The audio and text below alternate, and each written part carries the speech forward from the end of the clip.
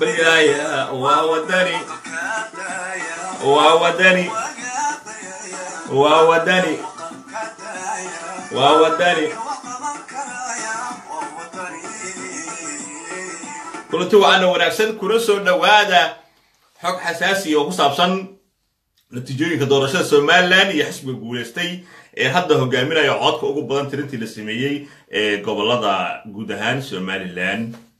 يدورشة ده يكون عادي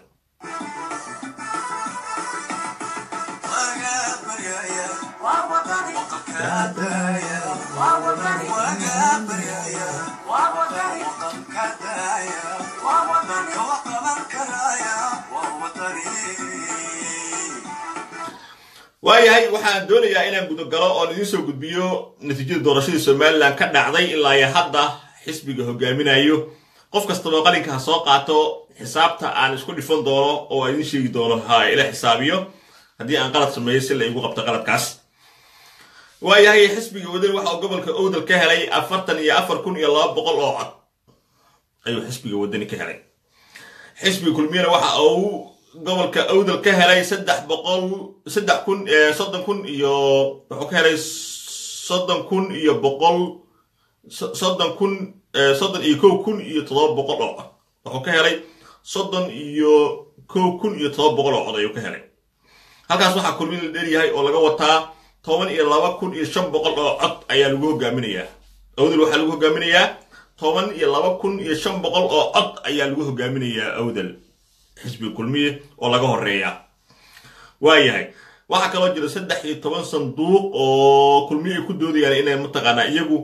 ay codka halkaas ku jira leeyihiin laakiin wali aan codkii la fiirin oo aan la furin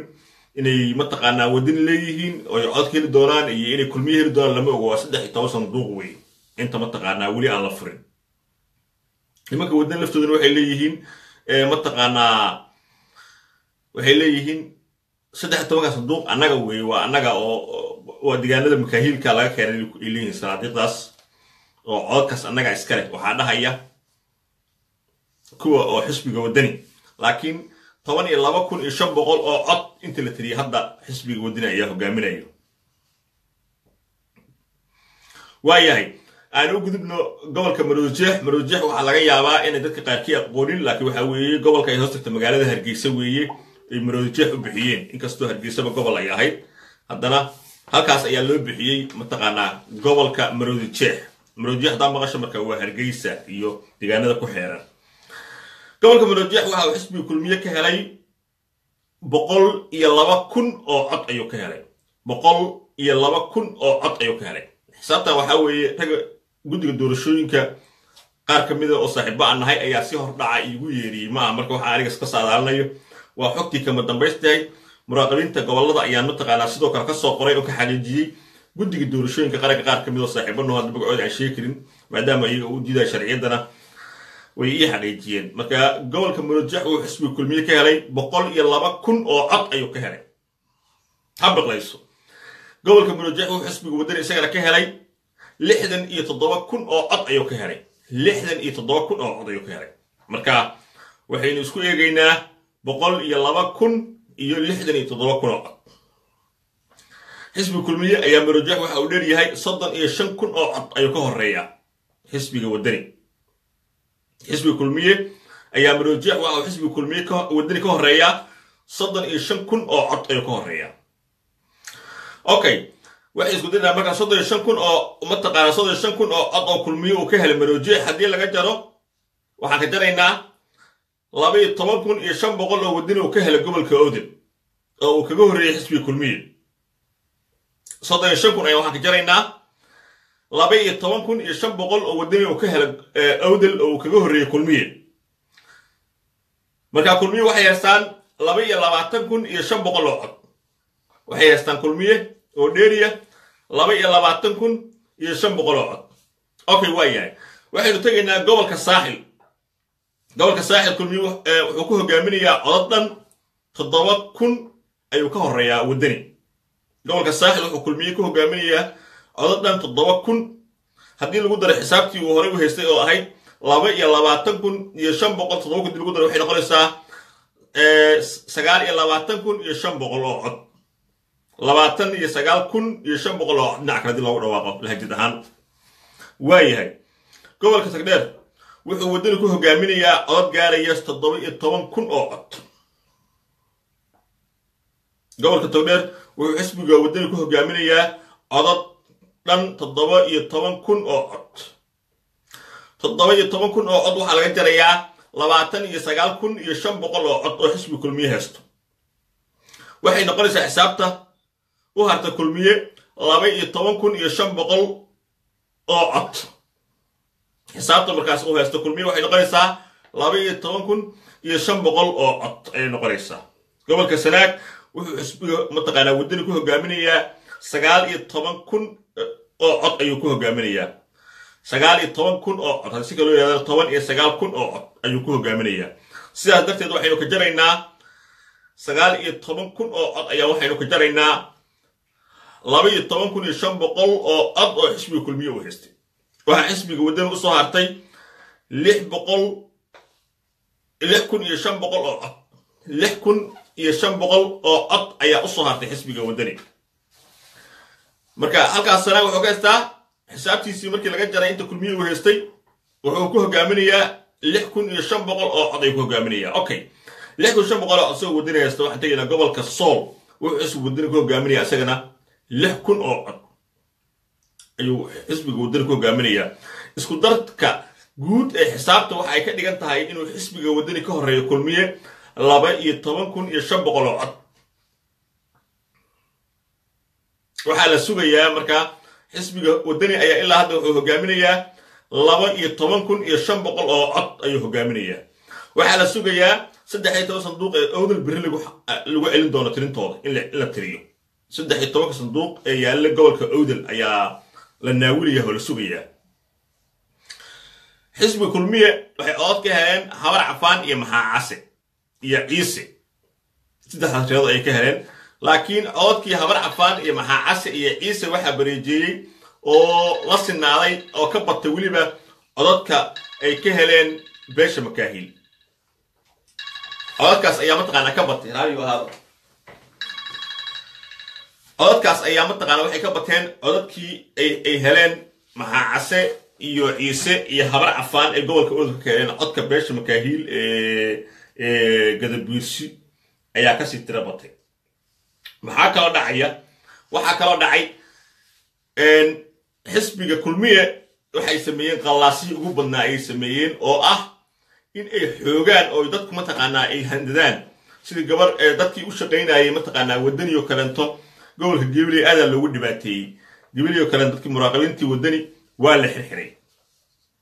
ciidankii Gabiley iyo maamulkii iyo kulli waxay la safteen Muuse Biixi la safteen waxa kale yaab loo Gabiley ka dhacay gudoomiye ku xigeen gobolka Gabiley Masar Cali Case ayaa yiri muraaqib ayaan ahay kulmiye ah taasna waxa u diiday sharciga doorashada ayaa diidayo in qof gudoomiye ka ah ama gudoomiye ku xigeen ka ah maamulka oo muraaqibka gobolka noqdo marka waxa weeye maadaama ay Gabiley tahay inta badan ay deegaan reerka uu ka dhashay mataqaana Sacad Muusaha uu ka dhashay Muuse Biixi dadkii kale ee xisbiga wadani waxayna dhan waa la shiiday qaarkood waa la xiray muraaqibintu waa la mataqaana waa la handaday waxa ka dhacday arrin fool xulaagsaas tahay ayuu cod fiican ay ka keeneen mataqaana xisbiga wadani waxa kale oo jirta gudoomiye ku xigeenkii Gabiley Cali Case ayaa noqday muraaqib xisbiga kulmiye oo cod u tirinayay taasna waxay ahayd wax uu sharciga ka soo horjeedo dhinaca kalena Hargeysa waxa lagu weeraray oo dad gangster ah oo Muuse Biixi taageersan oo Muuse inay rumaysan soo diray ay weerareen oo ay dhaawacay gaarsiiyeen Ismaaciil Yare wasiirka hore arrimaha gudaha Somaliland Faadimo Saciid gabadha xisbiga wadani mataqaana oo leenayso kalento iyo guud ahaan cid kasta oo lagu tuhmayay in ay xisbiga wadani la socoto oo beesha habar awal u dhaltay ayaa la weeraro la dhibaateeyay dhinaca kalena waxa la qabtay oo ceeb weyn ay ka taagan tahay maayarkii magaalada Hargeysa ninka loo yaqaan Sotelco oo dadkii safka ku jira dhexdooda ku iibinayay mataqaana codadka sidoo kale waraaqa been abuur rabay inuu ku rido meesha lagu codeynay marka dhawal marka laga fiiriyo xisbiga kulmiye maadaama ay yihiin xisbul xaakimkii talada hayay boob ay wadaan sidoo kalena Muuse dad qabbeelaysan oo qaab beelay dadku u weerarayo u hajuumaya ayuu sameeyey waxaa jirta deegaano aananba muraaqibiinta ama wakiiladii xisbiga wadani tigin ama loo diiday inay tagaan oo xisbiga kulmiye keligii ay mataqaanaa muraaqibiintooda ka howlgalayeen dhinaca kalena marka la fiiriyo beesha habar jecloo cod fiican haysata waxaa muuqata inaysan tartanka doorashada somaliland si xooga uga qayb gelin oo aysan intooda badan codayn marka la qiimeeyo codka laga keenay dhinaca Caynabo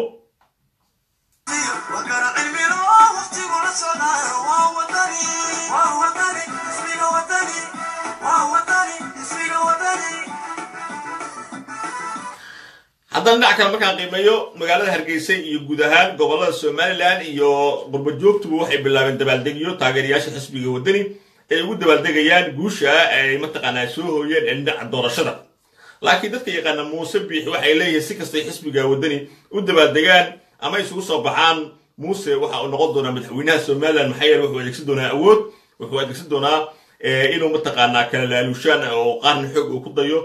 guddiga doorashooyinka kasta mareyntii ay sii socoto sida la yiraahdo xisbiga kulmiye guuleystay saarahaan gudoomiyaha guddiga doorashooyinka ah xisbiga kulmiye ayuu ka yimid wilna waxa la rumaysan yahay inuu u janjeero maadaama maalintii doorashada ay dhacisay oo xitaa wariyaashii taageersanaa xisbiga wadani u diiday kaararka aqoonsiga ee marka inay helaan oo wadooyinka ay maraan maantana gudoomiyaha xisbiga wadani Cabdiqaadir Jirde wuxuu la kulmay beesha caalamka u gudbiyay cabashooyinkooda dhaawacyada dhacay iyo mataqaanaa waxyaabihii lagu sameeyay doorasho socotay shaqo sabaate doorashada xiisa ay leedahay taageerayaasha xisbiga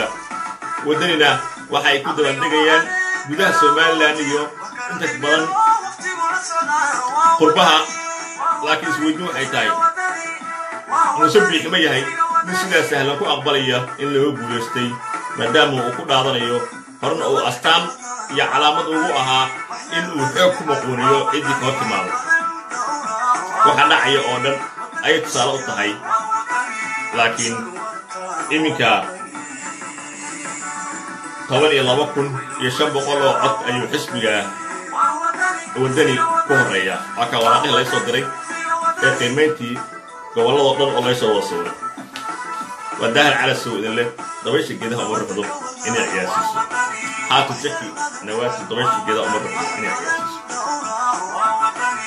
موضوع كده سيئة موضوعي